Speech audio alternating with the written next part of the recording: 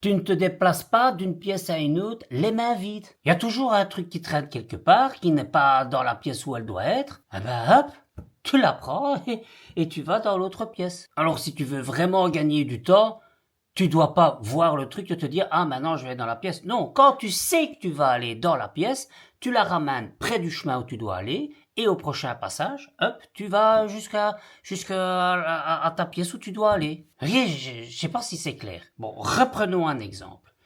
Ton essuie de cuisine par exemple est sale. Tu te dis que tu dois aller le mettre dans le bac à linge et ton bac à linge se trouve près de ta machine à laver, mais ta machine à laver se trouve à l'étage inférieur. Donc moi, dans mon principe, je vais pas dire ah mon essuie est sale, ben non, je vais descendre jusqu'à à la buanderie, mettre l'essuie dans le bac à linge. Non.